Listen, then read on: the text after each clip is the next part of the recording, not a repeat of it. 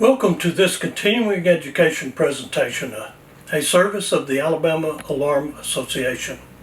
This member service is available to any low voltage contractor licensed by the Alabama Electronic Security Board of Licensure. This presentation has been registered with and is approved by the AESBL as meeting their standard for the renewal of your state privilege license in the security, life safety, access control, and video surveillance industry. This presentation was developed to help you succeed in the low voltage business. It is not a sales presentation for any product or service.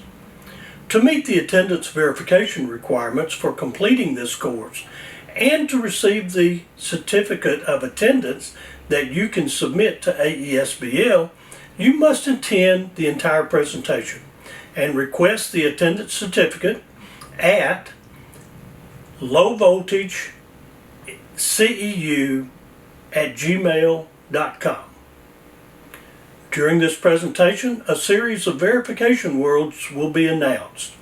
Please make a note of these words so you can remember them because they will be used when you request your attendance certificate. At the end of this presentation, I will tell you how to use this list of words and how to request your certificate. Now, let's start the presentation. The following presentation is brought to you by the Alabama Alarm Association.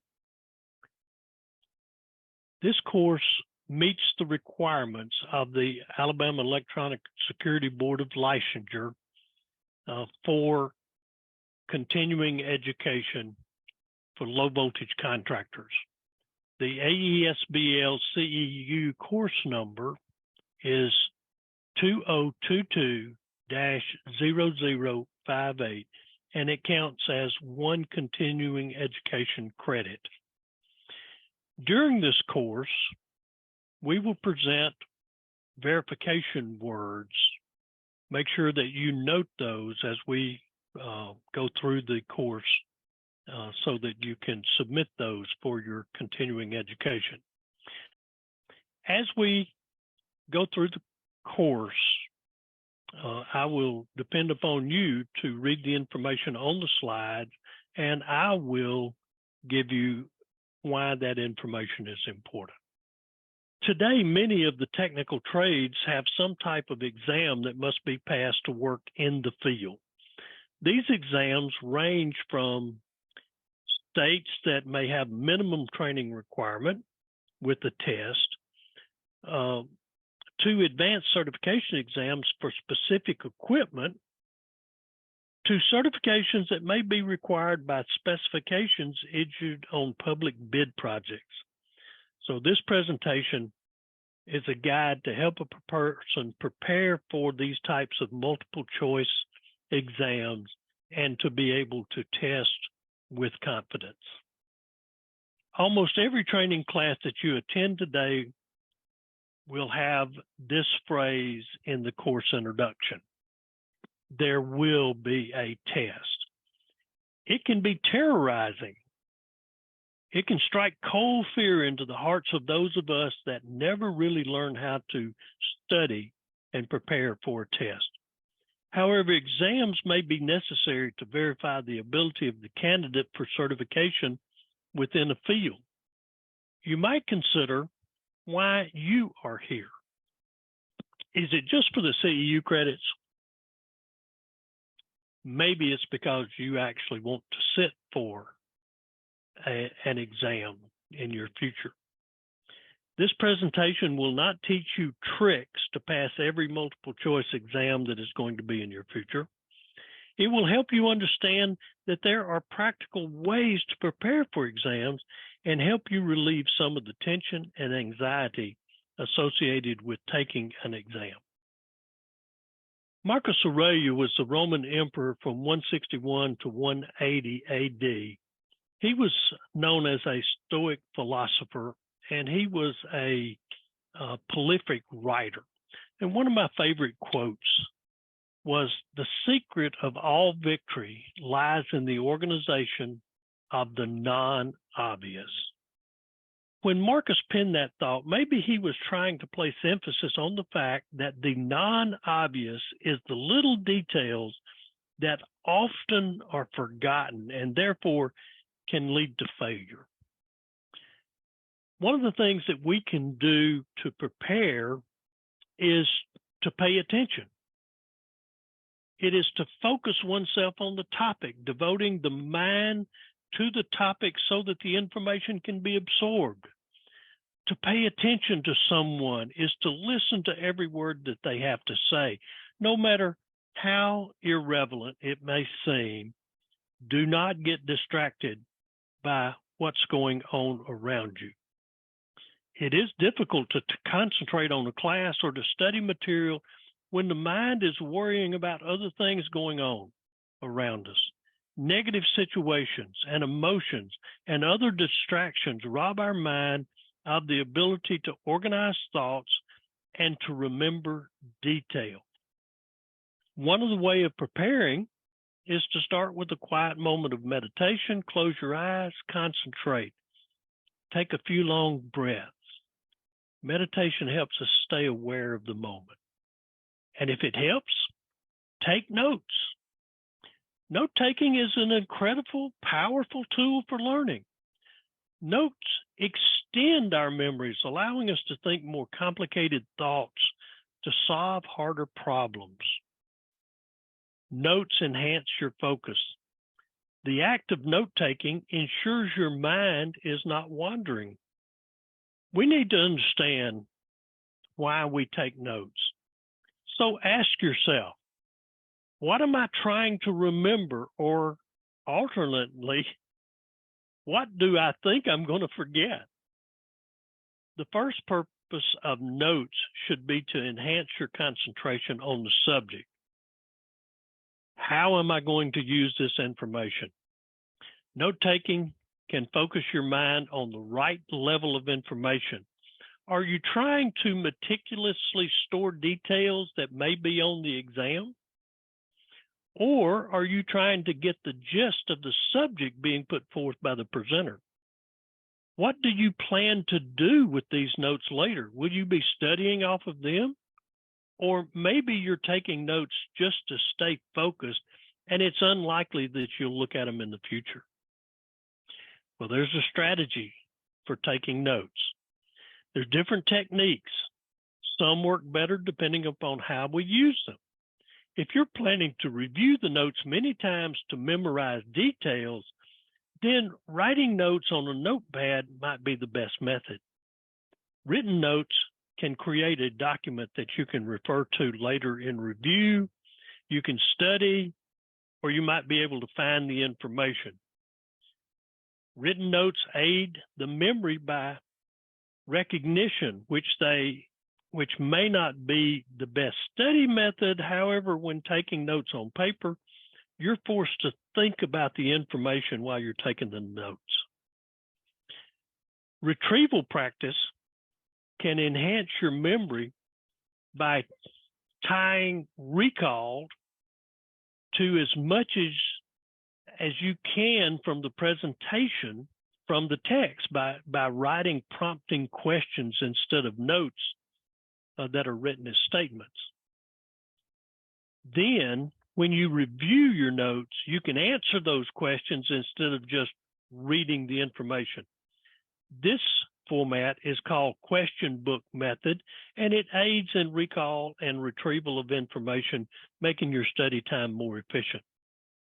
Another method of taking notes that works well with digital content is creating clues for future searches, especially if you can use the digital document in the exam.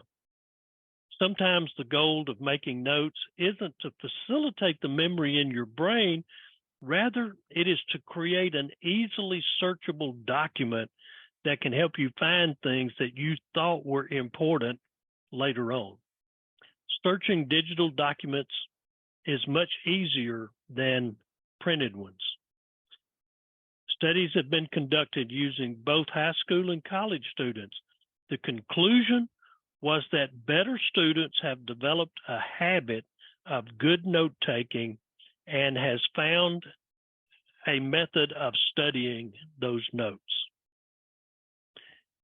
Your verification word is wildcat, W-I-L-D-C-A-T. So having a habit, it's important. A habit is something that you do often and regularly. A habit can make or break your chances of achieving your goals. Habits are developed through learning and repetition by being able to associate certain clues with behavioral responses that help achieve the goal. Without a goal in mind, it is impossible to develop a good habit that will lead to success. The steps to develop a habit. The first one is identify a goal. Almost every self-help or motivational guide would start with a step to identify a person's goal. So where do you want to be? What do you want to achieve in your career? Maybe the goal is lofty, like the owner of a successful low-voltage contracting business. Or maybe the qualifying agent that holds the license for such a business. If you're a new employee, maybe it's just to pass the minimum course and exam that will meet the state's licensing requirements so that you can work in the industry. Whatever your goal, there is a path to achieve it.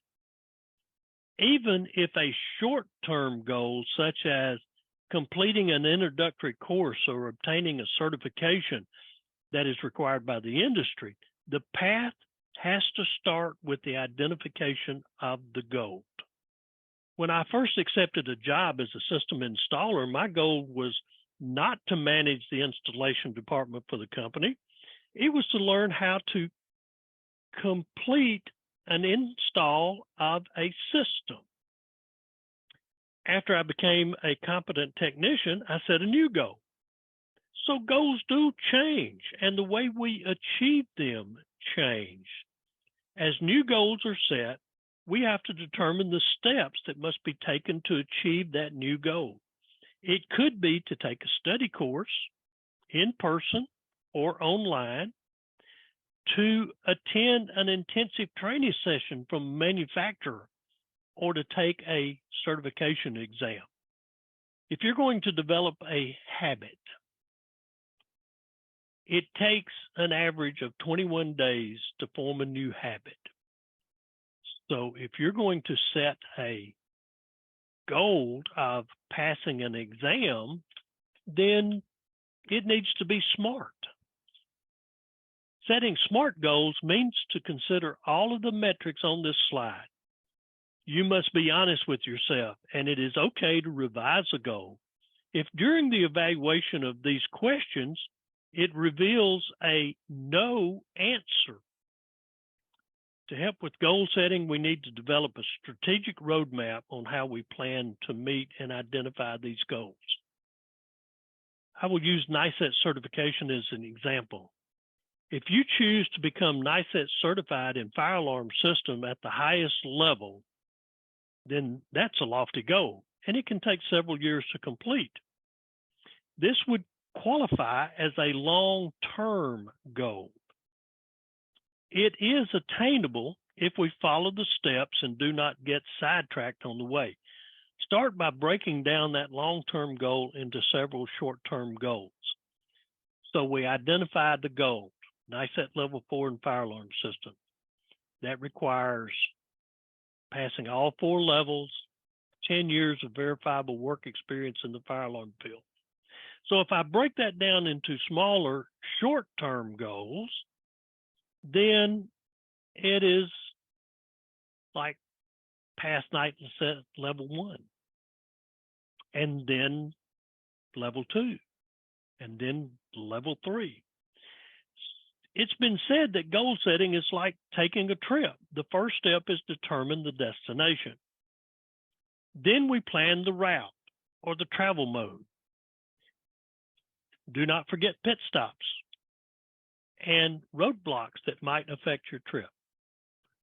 Once we have our path mapped out, We can use mile markers to tell us when where we are on our journey and how far we have to go to reach our destination. We call these mile markers action steps. Every so often, we need to reevaluate where we are on our journey. Are we still on the right path? Or have we veered off course? Is there a roadblock that we've encountered? If so, we need to be able to recognize it, and we need to get ourselves back on track to our destination. Action steps are things that you actually do to help you move forward towards achieving your goal.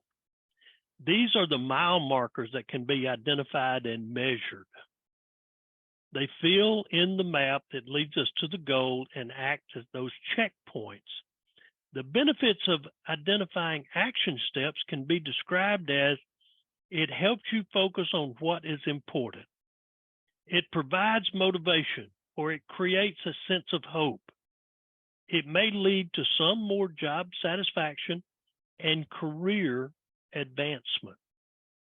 Once we have decided to take a class, certification course, or license exam, you need to set a date that you want to begin the process of preparation. When a date is not established, it is very easy to push back the preparation step or to forget the date, which could mean that you miss your opportunity or that you go into the exam unprepared. If you are attending a course that has an exam at the end of the presentation, it is important to prepare in advance so that you are not distracted by all of the things that you did not finish before the class. Once we have a goal that is set, we've identified the milestones to achieve it. Then we have to focus on the steps that will allow us to achieve the goal. Most people are most productive in the morning, or they do their most creative thinking or difficult task at that time. Try getting up a half an hour earlier to use that time to study or read material related to your goal. It will be easier for you to study before others are awake to interfere with your train of thought. Set a reasonable expectation for study. Break down the task into small sections, such as a section or a topic instead of a whole chapter. Don't try to multitask, because that can lead to distraction. An example, in studying NFPA 72, Chapter 17, which is the chapter on initiating devices, you might read 17.1 applications through 17.5.3.3.2 non-required coverage in one day. And the next day, we read the section on heat and smoke detectors, 17.6 through 17.7.3.6.3.3, installation and spacing. That way you can focus on a single topic and not all 14 pages of chapter 17, which covers 17 different topics or devices. Ensure that you take a 10 to 20 minute break for every hour of concentrated study or reading. You can be more productive if you plan your time to include bursts of productivity followed by short breaks. This will keep you more focused than if you spend the entire day sort of working without taking any breaks. Wherever you choose to study, declutter that space of things that can facilitate distractions. Keep the study area clear of anything that is not needed for the task at hand. Go offline. Email and social media can rob us of our focus, and it disrupts our workflow so that we have to start all over. Find a place where you can be comfortable and relaxed. I found I could study undisturbed sitting on my deck early in the morning with my cup of coffee and my dog by my side. Some people find it relaxing to have soft music playing in the background. A suggestion is soft instrumental piano music with no words. Play it at a very low volume so that it does not become a distraction. Bill Murray, a comedic actor who starred in shows such as Saturday Night Live, Meatballs, Caddyshack, and Ghostbusters, understand that when you're relaxed, you are better at everything. The key to being relaxed is to be prepared. When you're unprepared at the time scheduled for the exam, it creates stress, which can contribute to both physical and psychological tension. When a person feels a buildup of tension, they may experience feelings of fear or inadequacy, which will affect the ability to make decisions. It causes loss of focus and can lead to overgeneralizing. There are ways that a person can reduce these effects of stress. One such method is to quietly meditate for a few minutes before exam time. You can use breathing exercises. They can be very effective to reduce stress. Take deeper, slower breaths. It improves attention. It can reduce the production of cortisol, the body's stress hormones. Worry is when the mind dwells on negative or unpleasant thoughts that you cannot get out of your head. Worry tends to be repetitive and is a cognitive component of anxiety.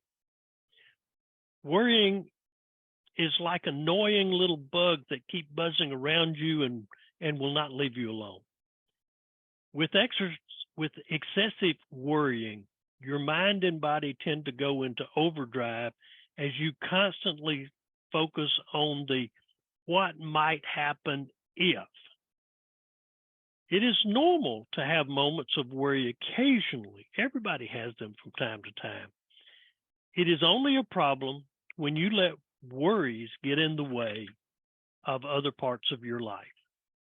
When you dwell on these negative thoughts, then anxiety can build to the point that triggers a fear response, and that will interfere with your functioning, your problem solving, attention, and modification. On the other hand, a little nervousness can be a good reaction. Your nervous system is your body's command center. It controls your movements, your thought, your automatic responses to the world around you. A little nervousness can heighten your mind's ability to focus on your current activities. It can speed up your reflexes and decision-making ability. However, being overly nervous can trigger that flight or fight response, which can lead to inability to make decisions. The distance between the two reactions is very slim. If you think about a football quarterback, if he has a little nervousness, it can speed up his ability to receive the snap, drop back while looking downfield to locate his receivers, and then firing a solid pass to an open receiver. However, after he's been on the receiving end of a couple of hard sacks from defensive line, maybe he's a lot nervous, and that creates a feeling of fear, which will affect his ability to complete passes. Ben Franklin did not mince words when he spoke about being prepared. We all know that we should be prepared, but very few people actually practice being prepared. Preparing for a certification course or an exam can be stressful and time-consuming, but it does not have to be. So what if you do not pass the first time? You can almost always try again later. There are only a few things that come to mind that is one-and-done situation. Like one, the bullfighting exam with a live bull. Or parachute packing course where you're the test dummy. Or pistol dueling class that uses live ammunition. None of those things that am I interested in. When we look at steps for preparation, we can register for a class or certification exam, and we need to start thinking about the subject. Is there material available on the topic?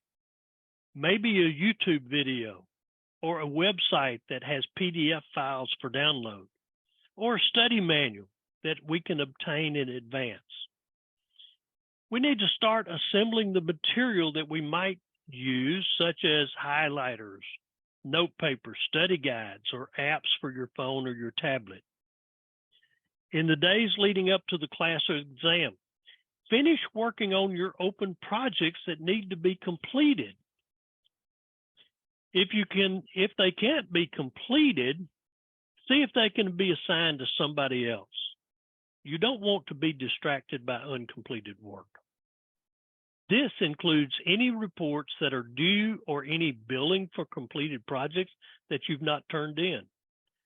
Do not wait until the last minute. Let your coworkers know that you will be unavailable and give them an expected return date. Change the message on your phone voicemail or send out email to those people that you might think need to know your status. Make room for some downtime to relax before scheduling the date. This is time to relax and get mentally prepared. Albert Einstein was once asked, "What is the speed of sound used in the Edison test?" To which he answered with his famous quote, "Never memorize something that you can look up." In fact, Einstein had a terrible memory. He could not even remember his own telephone number. He often forgot his appointments and could not remember dates. So when we study, we gather all of our reference books, our class notes, our handouts, our worksheets. We want to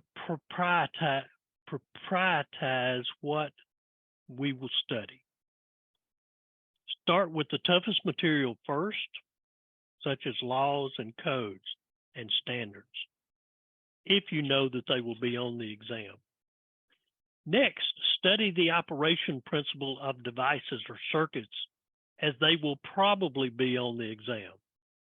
Include mounting or spacing recommendation from the manufacturer. Finally, look at material that might be on the exam. That way, if you run out of study time, you will have covered the essentials. Some tools are easy to use, such as tabs that can mark pages of book or study guide, where important information can be accessed quickly.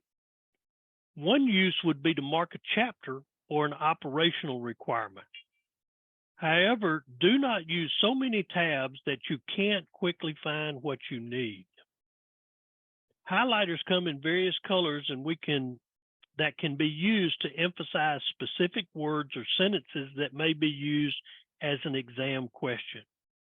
You can use self-generated questions to help understand a concept or operating principle.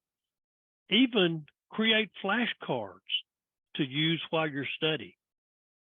If there are online practice exams for the subject, then you feel comfortable with the subject. You could try one. It could help build your confidence when you pass it. An overuse of practical exams, though, can lead to being exposed to too many incorrect answers, to the point that you might recognize one of the incorrect distractors as an answer because you remember it from the practice exam. An example, if you take a practice exam containing 50 questions 4 different times, then you have reviewed 600 incorrect choices and only 200 correct answers. There's not a perfect study method. So let us look at several so you can find one that might work for you. The first one would be to review by repetition, which involves separating your study session into spaced intervals where you review the same material over and over. This is called read, reflect, recite, review. This method works very well when you're trying to memorize specific facts. In fact, this technique can be used as a basis for more than one of the other techniques. Another technique is active recall. It's a technique that involves you actually recalling information rather than just reading it over and over by testing yourself.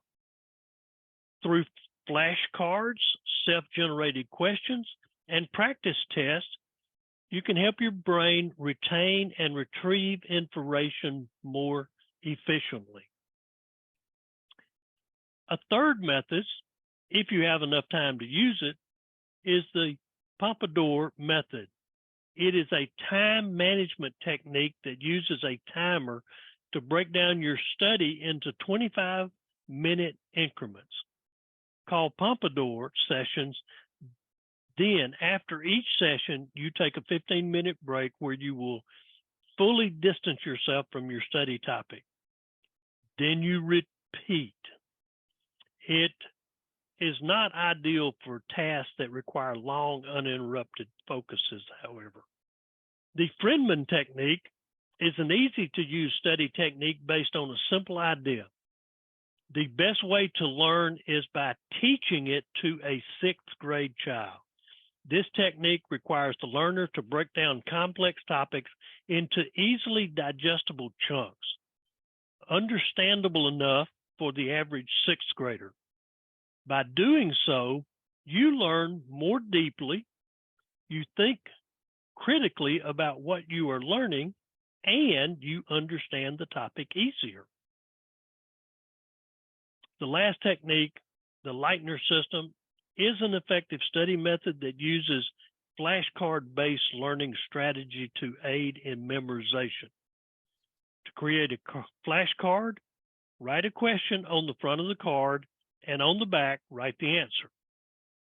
Create 3 boxes to hold the cards. Number them 1, 2, and 3. Place all of the cards in box 1 to start. Pull out a card, read the question, and try to answer it. If you successfully answer the question, move the card to box 2 and get the next card from box 1. If you did not answer it correctly, put the card back in box 1. After you've gone through all of the cards in box 1 at least once, move to box 2 and go through the cards there. If you miss a question in box 2, put it back in box 1. When you get it correct, move it to box 3. Continue the routine until all of the cards are in box 3. This will aid in memorization and recall. Some of the steps for preparation. Prepare yourself for success by taking steps that will help you achieve that feeling of confidence and help relieve anxiety so you can focus on the exam. Start with preparation the night before by gathering all of the materials you would need on exam day. A brief review of notes and study material that will likely be on the exam should not turn into an all-night study session. Keep it brief. It has been shown that moderate exercise can help relieve tension and aid in sleep. Prepare a comfortable outfit for the next day. Dress in layers because classrooms or exam rooms are usually kept cool to keep people awake. Go to bed early. Get between 8 and 9 hours of sleep. On exam day, eat a smart breakfast that contains proteins. Many cereals are heavy on carbohydrates, which will wear off quickly. You can add fruits such as bananas or strawberries or nuts or seeds for additional protein. Bagels with peanut butter or Greek yogurt can help feeling full longer. Hunger is a distraction that you don't need. Even if you don't think that you will get hungry, bring water and granola bars or snacks that do not contain caffeine or high amounts of sugar. If you feel that you have to review notes before the exam, keep it quick. Leave enough time to relax and breathe or meditate to help relieve stress before the exam. Your next verification word is inkwell, I-N-K-W-E-L-L. How to take a multiple choice exam. Many multiple choice exams in our industry are open book or based on material that has just been covered in the classroom presentation. Therefore, we can use some strategies that help us manage our time and ensure that we choose the correct answer. The most critical strategy is to read each question twice so that you can absorb the real meaning. Some people are in such a hurry that they do not really understand the question before they start looking for a possible answer. This can lead to an incorrect choice. So, what does the question really ask? Don't jump to conclusion. Read all possible answers. Look for keywords. Look for similarities like conjunctives or subjunctive, and look for opposites. Get rid of as many wrong choices as you can before answering the question. Cross off any answers that does not fit grammatically with the question. If there appears to be more than one correct answer, choose the one that fits best with the stem in the context of reading the passage or text. It is okay to skip a question that you don't know the answer to, but mark it in some way so that you can go back to it. Use the exam questions book to mark its number or circle the number, place a tick mark, something that you can locate that question again. Remember that the test has a time limit and you do not want to waste time. Often a person will have a first impression that a specific answer is correct to an exam question. The feeling may be from memory of something the instructor had stated in class, or it might be from something that they remember from a slide or they read in a study manual. If you follow the basic rule, read the question twice. What did it really ask? Does the answer that you chose match the syntax of the question? Then go with it. Most of the time, our first impression is correct. When a person gets to overthinking the question, or if they think that the first impression was too easy, then they will change a correct answer to incorrect. Computer-based exams have a hard time limit that will end the exam whether you are complete or not. Be aware of the time, but do not let it cause anxiety. You've got to stay focused. Divide the number of questions into the number of minutes for the allotted time. This is the maximum time that you can spend trying to answer a single question. Do not get bogged down. Do not waste your time on a question that you don't have any idea as to where the answer can be found. One proven method to take an open book or multiple choice exam is the three-step approach. Scan the exam all the way through and answer the questions that you recognize or that you can look up quickly. Skip the complex or unknown questions. This should be a quick scan and will take no more than 20 minutes. On the second pass, look up the skipped questions from the first pass if you think that you remember where the answer can be found. Skip questions that you have no clue of, again, you can come back to those. At the end of this path, you should have used half of your allotted time, maybe a little more. On the third pass, look up the remaining questions, but watch the clock. By the time you have finished this path, you should have about 10 minutes remaining. And the fourth remaining time, check that you have an answer for each one of the questions. If you have processed the questions according to the steps that we just discussed, at this point, the only thing left to do is to guess. There's a 50-50 chance that you will guess correctly. And no, Dirty Harry is not waiting on you. If you guess wrong, there's still a high probability that you will still pass the exam.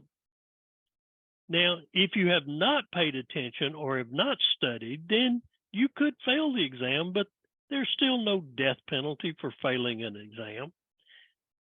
There may be a cost, however. You may have to take the course again on your own time or pay for a course out of your own pocket.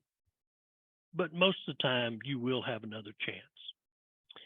Be aware that some exams have questions that are designed to have no correct answer. The questions are there as an evaluation of your ability to decode the logic of the question. Sometimes a question may appear on the exam twice. Read it carefully. There may be a slight difference and would require a different answer. Don't jump to conclusions. When taking an exam where a question has an answer that is started all of the above, try to eliminate one or more of the possible answers. If you can, then all of the above is not the correct answer. There are a lot of exam takers that will jump to the all the above answer without verifying that it is the only correct answer, and they will be wrong. In the question above, what does POE stand for? Well, that's going to be based on the subject that you're studying. It could be point of entry, power over the Ethernet, process of elimination, professional office environment, or path of exile. If the subject is access control, then A, point of entry, would be logical. If the subject was video systems, then B, power over Ethernet, would be a suitable answer. If the subject is philosophy, then if you successfully eliminate everything that is false, then only the truth will remain. Process of elimination. If you're working with an architect that designs interior office spaces, then the answer professional office environment might fit. If you're a computer gamer, you might know all about the role-playing game Path of Exile. After you've completed the exam, you may have time left. This is the time that can be used for reviewing the questions to ensure that you have an answer for each one of them. If you have answered them all, stop. This is not the time to retest by checking every question for another possible answer. You should be tired and may not be able to think as clearly as when you first answered the question. Be very careful. Do not get caught up in trying to second guess your answer. Most people change correct answers to incorrect answers because they've been looking at 150 or more incorrect answers for the last 2 hours.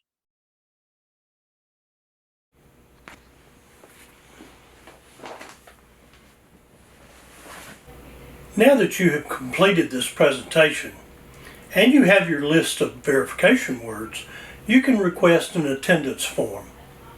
Send your request to lowvoltage.ceu@gmail.com.